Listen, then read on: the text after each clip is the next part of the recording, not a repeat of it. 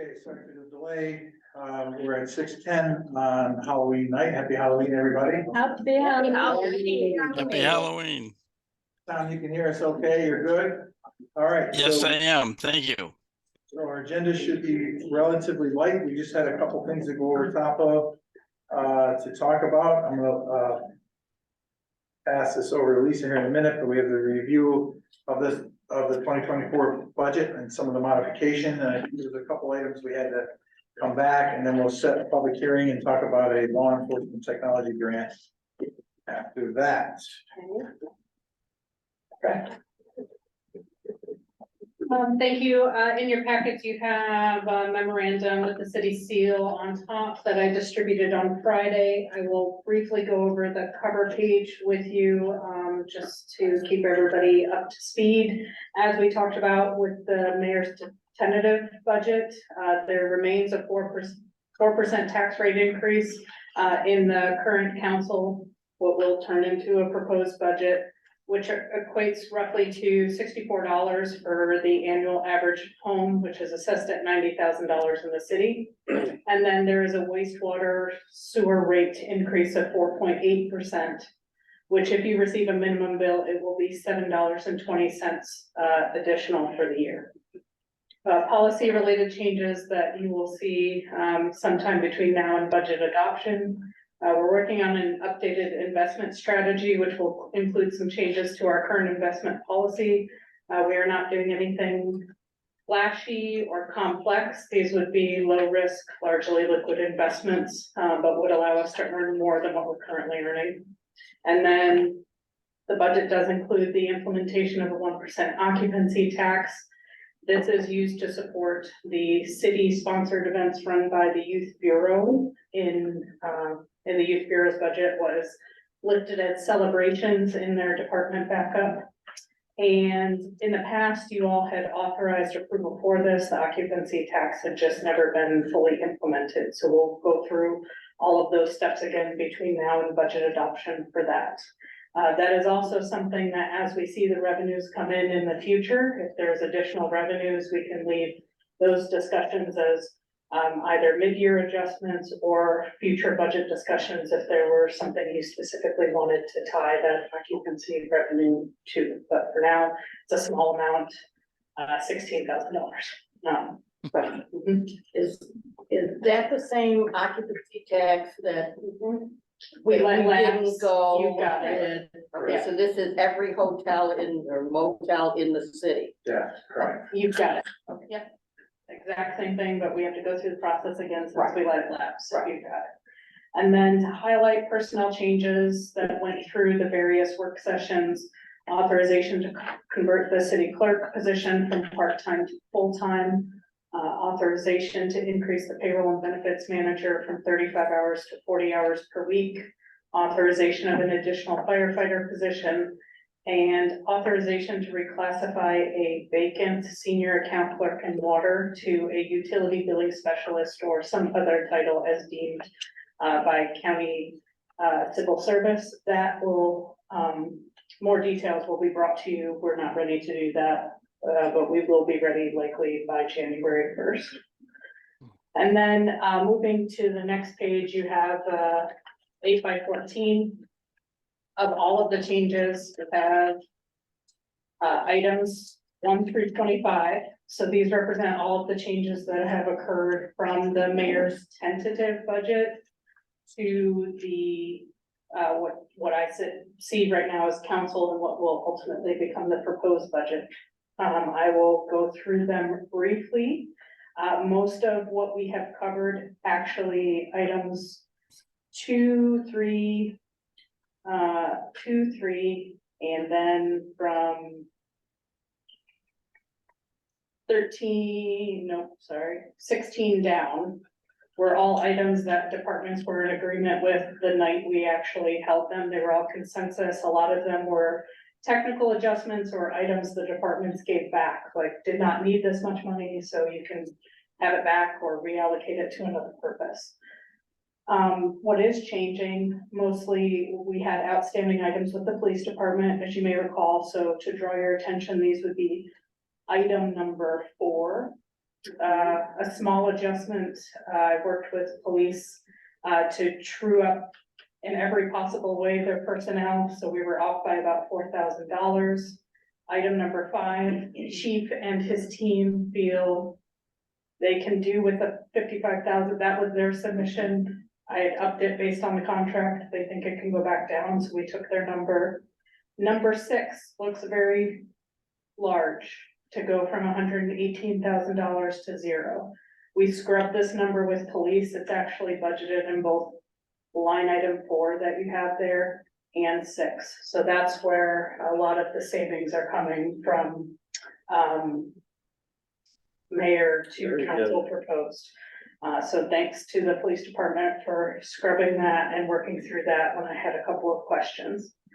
Item number 7 is adjusting their equipment, operating equipment line. This is actually where they purchase vehicles.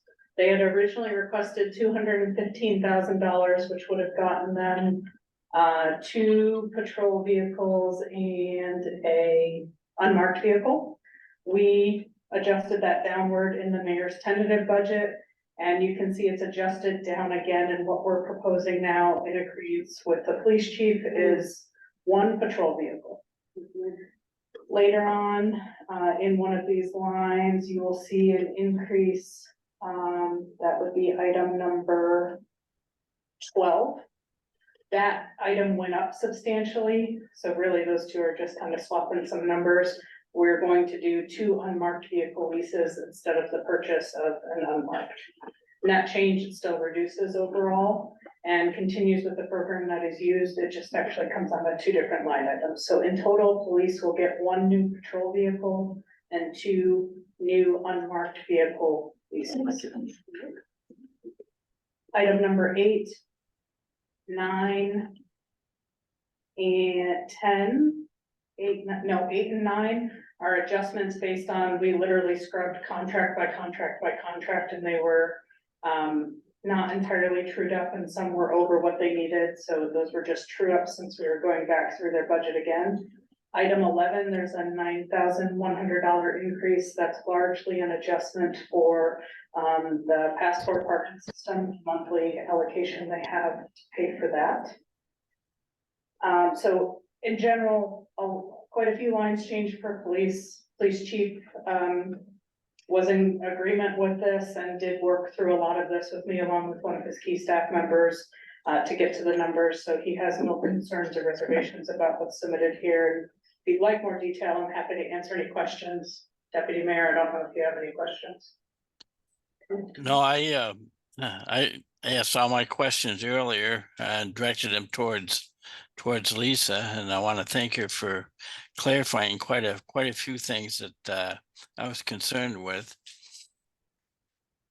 No problem. And then staying with the sheet, item 13, 14, and 15, I just want to be clear and transparent with what I have done.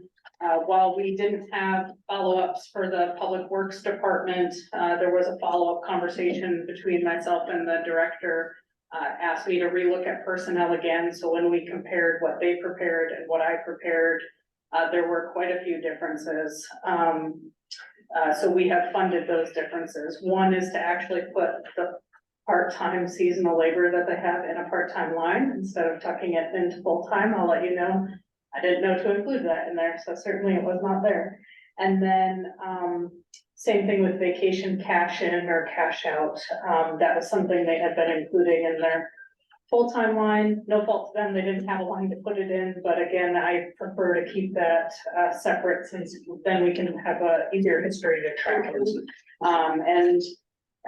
No, I did not hear any concerns after those adjustments were made. So those were the changes from our last meeting. Everything else was prior. And then your top line, item number 1, all of these changes net have led to $117,000 worth of decreased use of fund balance, which is great news. Good job. Thank you so much for all of your work on this.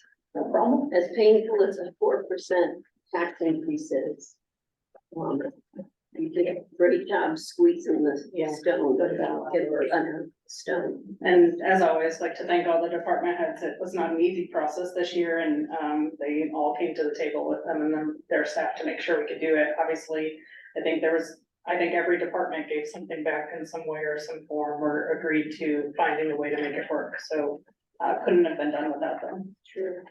The next thing that we did say we would discuss today is one pager, got some tables on there with some, say some blacked out pieces, so you can have this for your own reference. It will be brief unless you have questions, so a couple of this is education, if you are not aware, but also for the public as well. So the city offers 2 retirement plans through New York State. One is the employee retirement system. The other is the police and fire retirement system. Easy peasy, police and fire go into police and fire. Everybody else goes into employees retirement system.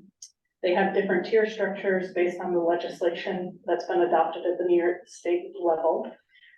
Tier 1, I would imagine no longer exists, but there might be some people out there that are still operating under that here and there.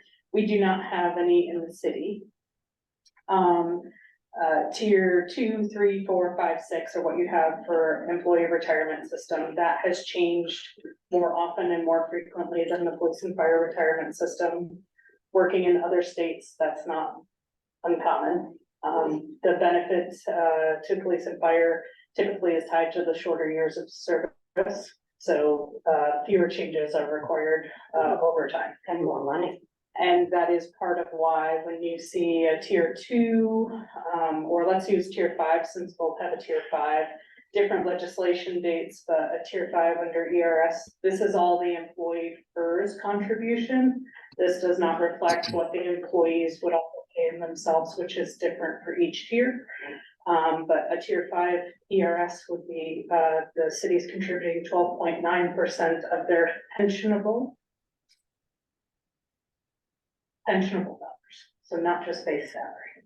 There are many other different pay types, cash outs, various different benefits that are offered through the contractual obligations that there's a list of what you do put into the retirement system and those that you do not. So a tier 5 in fire is 26.2%, or police, they actually have the same rates. May seem more substantial, but they have fewer years of service, so on an actuarial basis, that is where some of the rate increase comes from, some of the rate increase. Okay. I'm just sitting here wondering, what are teachers? that's a different one, and I can shoot it to you if you'd Okay, like to see yeah, it. I'd like to see it, because Yep. I guarantee it's not that.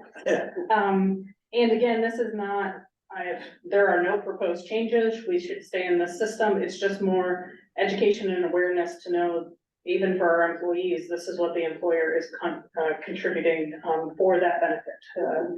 And in total, what we're looking at for 2024 is, 2.4 million for our obligation to pay. The city has been and continues to pay its full obligation. New York State allows you to do a partial payment or amortize some of that cost. I do not recommend doing that. We find a way to make it happen every year, and I would recommend to continue to do that unless something substantial changes. You can see, I gave you a 5-year trend history that it is, slowly stepping up, and sometimes it goes down. You might say, why would it go down in a year? That could have been if we had some people retiring out that had higher tiers. New York State prepares estimates based on the prior year. So when we pay in February of 24, we're actually paying on salaries as reported March 31st, 2023, the end of their fiscal year. So if you had a bunch of people moving, say, from a tier 3 to a tier 5, that would make sense to me. You're contributing on the ERS side, a substantial difference, and you would see that. But anything, if we were to do something substantial in any given year, just remember that it will be lagged. The other thing that I want to highlight is we are working through, we have a backlog of requests from retirees regarding what should have been reported to retirement. Again, those pensionable items.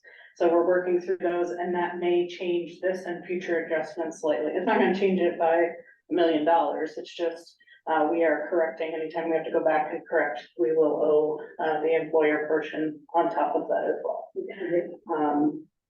So any questions about retirement, concerns? Okay. Health insurance, we have a summary, in case you were not aware, I do think we mentioned this at a meeting, but the budget does assume the 8% increase in the premium, which has been adopted by the Tompkins County Health Consortium, which we are a part of. That's not an option for us since it's not optional since we are a part of that. This budget does the best to reflect what we believe the elections will be. So open enrollment starts, November and ends in November. I don't anticipate substantial changes, but, things that would make things slightly different. Somebody moving from single to family to individual. We only have 2 plans, so that's how it would wash. I'm fairly confident that we've captured everything, but we have assumed that we are gonna continue to have some vacancies, so it's not budgeting 100% for every position. As you can see in the trend history, there has been a deficit every year. This was one of the challenges and a big reason for why we had to utilize fund balance until we can slowly correct this. So in total, across all funds, we're budgeting 6.3 million for health insurance. That includes current active employees as well as retirees that are participating in the plan. There is an offset of about 843,000, which is the employee and or retiree contributions towards that. So net, we're looking at about 5.5 million in health insurance. On your document, it says employee and retiree construction. Oh, I'm sorry. So it's another typo. Yep.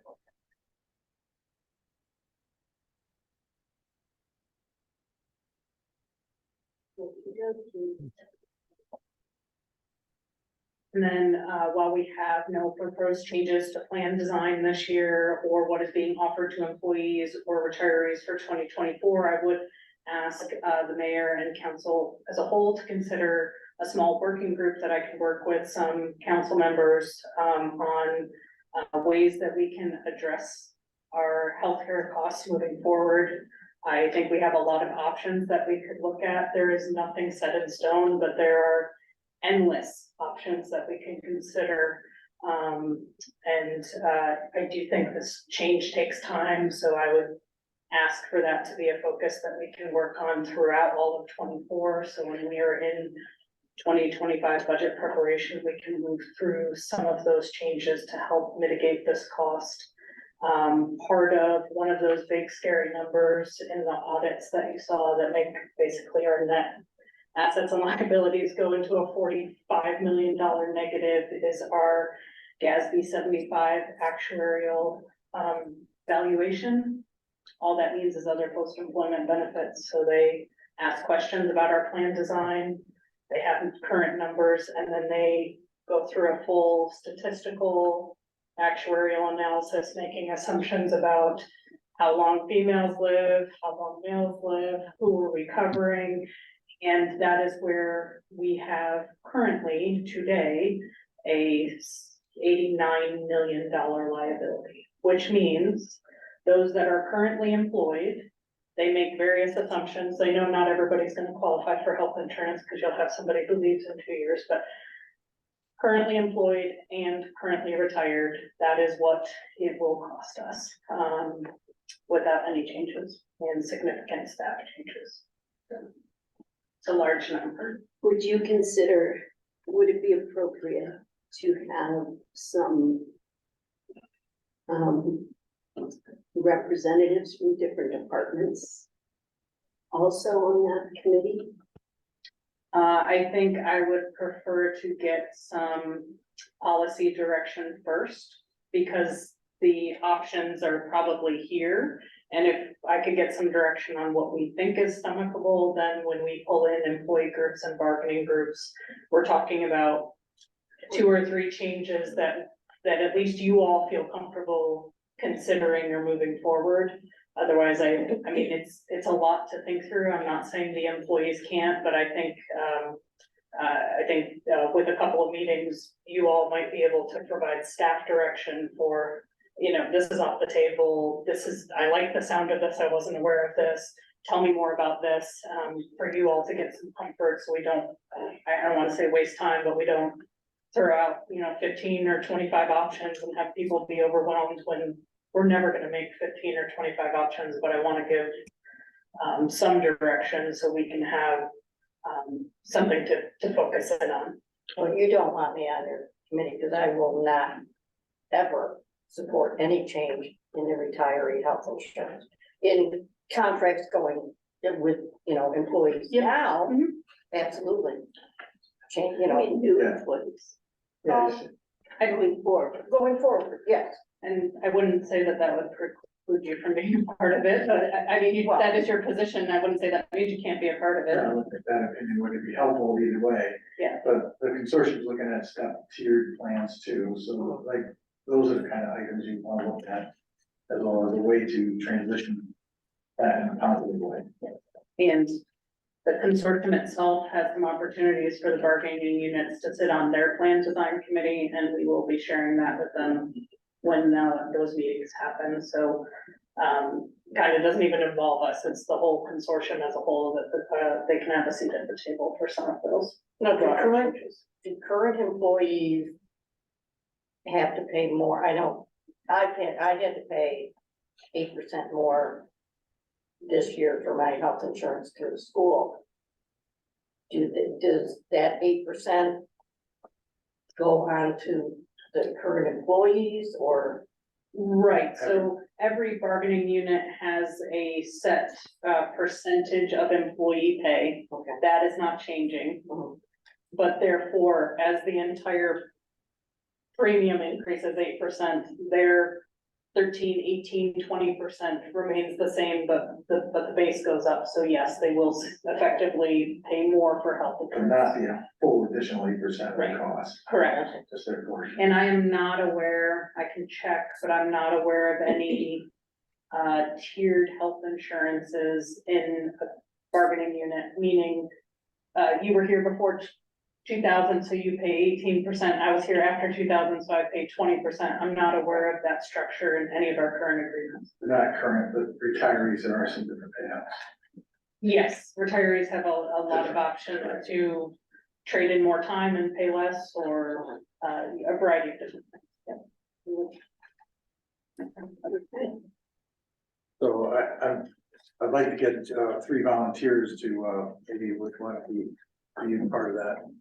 I'll volunteer. Okay. Maybe you should wait until after the election.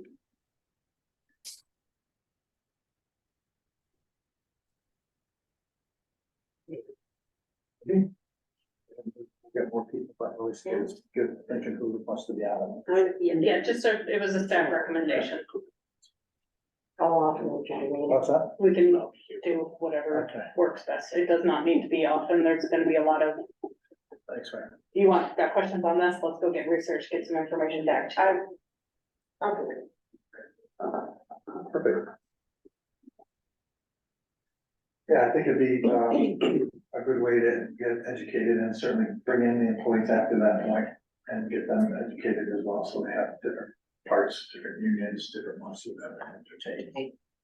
But that is one of our biggest costs that we need to really kind of review, and maybe that'll plan for future negotiations, how things are going in the future too, maybe make some changes. Yes, and I mean, this is ultimately policy decisions that the council has to make, right? So this is just part of when I look at costs, and I know it's, a challenging topic, but I would not be serving in my role if I didn't say, I think this is one of our biggest costs, and we need to see if we can address it. If ultimately you all move in a direction where we can't make changes, for example, that's okay. We will need to look at other options in terms of recurring costs and how to manage those over time. All right, anybody else have any questions? Anybody have any questions regarding the budget? No, great job. Yeah, excellent Yeah. job, Lisa. Yep, absolutely. All right, on agenda item number one, we have, the file proposed 2023 budget and set up a public hearing. Oh.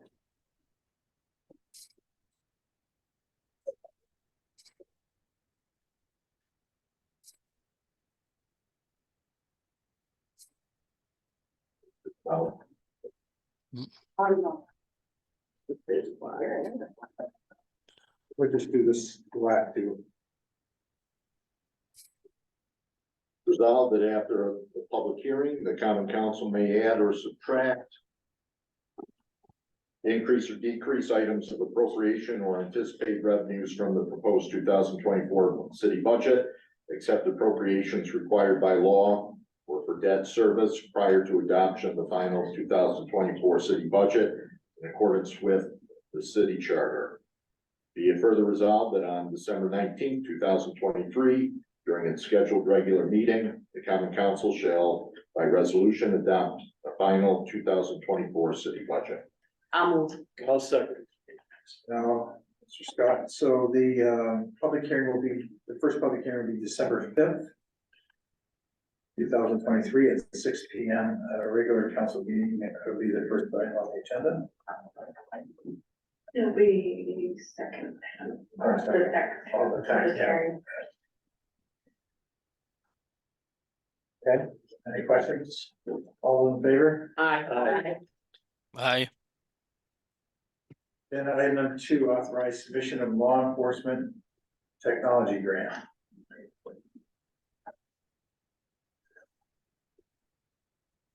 Resolved that the city of Portland Common Council does hereby authorize the submission of a grant application in the amount of no more than $750,000 with no local match. And be it further resolved that Mayor Steve or his designee is hereby authorized and directed to file an application for grant funds from the New York State Department of Criminal Justice Services, and upon approval of grant award, to enter into and execute a grant agreement with New York State. I'll move. Mr. Scott? Second. Ms. Lane? Any questions on this? We just, as a timeliness, we're gonna get this out so we can get the law enforcement. That's also a typo. It's a big need. Yes. Enter into and execute. Okay, Okay. Hopefully it's actual reading. Yeah. Intense there. And for clarity, this will fund a variety of equipment, surveillance equipment, related body worn camera equipment, potential mobile data terminals. These funds are limited. I just wanna, the police department has done a great job to put in as much as they possibly can into this grant. We will likely not get $750,000. It will be great if we get anything, because there's no match. So it's great that they took on the initiative, and I'm happy that they included as much as they possibly could, but I just want to set expectations that it's open to every entity in New York State with some funding. how big is the pot? Not big enough. Yeah. Yeah, that's right. Words, but, you know, we'll be competing with larger entity. I'm positive we should get something, but I don't want anybody to be disappointed if we come back and don't have as much as we found on the piece of paper. Anything will be better than nothing. That's right. 1%. Yeah. Very good. Anybody else have any other questions? Okay, all those in favor? Aye. Aye. So, unless somebody else has something to add, then I think we can move to our next meeting, our regular scheduled meeting that we have. And the next one, we got that. Yeah, yeah. The next one is not the 7th. Right. Right. November 21st. 21st. Wow. And in between then and now, I will work with our city clerk, to take care of all the required notices. You will see on the city's website, the proposed document will go up with the changes that we reviewed tonight. Okay, excellent. All right, anybody have any questions? Let us know. All right, with that, we'll adjourn the meeting. Thanks to the adjournment. Mr. Scott, second. All those in favor? Aye. Adjourn. Aye. Good night, everyone. Good night. Welcome. Good night, guys. Happy Halloween. Trick or treat. Are you sad?